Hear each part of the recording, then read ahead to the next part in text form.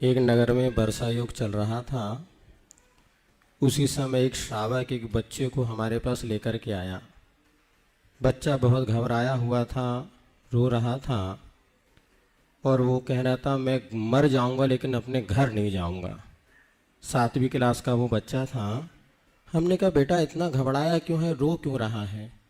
उसने कहा मेरी मम्मी ने कहा था तुझे 90% लाना है और मेरे 70% बने हैं। अब मैं घर जाऊंगा तो मेरी मम्मी मुझे बहुत मारेगी, पापा भी मारेगी, इसलिए मैं मर जाऊंगा, घर नहीं जाऊंगा। फिर हमने उस बच्चे के माता पिता को बुलाया और उनको समझाया कि वास्तव में आप बच्चे के जीवन से खिलवाड़ ना करें। आज क्या हो रहा है, हर माता पिता की भावना होती है हमारा बच्चा बहुत अच्छे प्रतिशत लेकर के आए। इस प्रकार से जो क्या प्रतिशत के माध्यम से ही बच्चों का जीवन उज्जवल और सुखी बन सकता है? क्या जो बच्चे कम प्रतिशत लाते हैं क्या उनका जीवन सुखी और अच्छा नहीं बन सकता? इस विषय में आपका मार्गदर्शन हो तो बहुत उचित हो। बच्चे का रिजल्ट आया, रिजल्ट बाप के हाथ में था और बाप भुन भुना रहा था। ये कोई रिजल्ट है?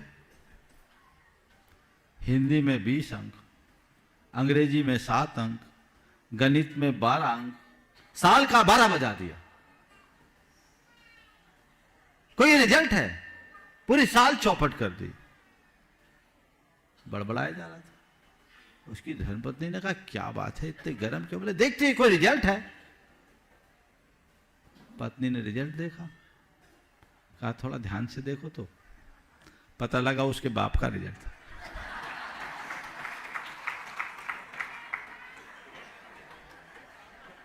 अरे भाई, तुम बच्चों से जो एक्सपेक्टेशन रख रहे हो, पहले खुद को तो देखो कि मैं कहां हूं। और एक बात सदैव ध्यान रखना, रैंक और मार्क्स जीवन को आगे नहीं बढ़ाते, प्रतिभा निखरने से जीवन आगे बढ़ते। बच्चों को अच्छी रैंक लाने के लिए प्रेशराइज मत कीजिए। बच्चों को अच्छा ज्ञान अर्जित करने के लिए प्रेरित कीजिए। इसका जो दबाव है उसका दुष्परिणाम है कि आज बच्चों के द्वारा आत्महत्याओं जैसी घटनाएं आम होने लगी है, दिनों दिन बढ़ रही है। बच्चों पर इसका बड़ा बुरा प्रभाव पड़ता है, भावनात्मक दबाव आता है और वह उनकी प्रतिभा को भी कुंठित करती है और अनेक प्रकार के मनोकायिक रोग उससे उत्पन्न हो जाते हैं। इसलिए इनसे परहेज करना चाहिए, इनसे बचना चाहिए। जो माँ बाप अपने बच्चों पर केवल नंबर्स के लिए दबाव डाल रहे हैं, वो अपने बच्चों के भविष्य से खिलवाड़ कर रहे हैं। हो सकता है कल कहीं उनके ही कारण उनका बच्चा विक्षिप्त हो जाए, डिप्रेशन का शिकार हो जाए अथवा सुसाइड जैसी घटना करने के लिए आतुर हो उठे। इसलिए ऐसा काम कभी नहीं करना। बच्चों को पढ़ाओ, मन लगा करके पढ़ने के लिए कहो।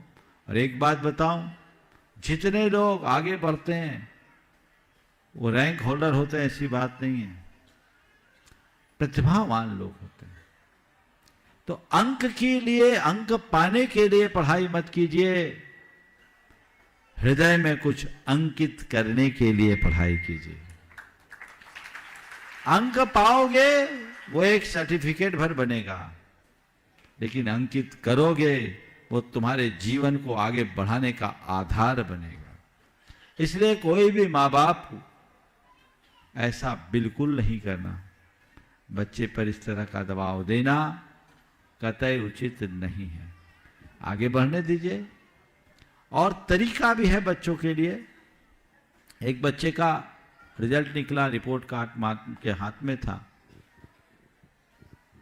उसमें उसके 5 विषयों में डिस्टिंक्शन था,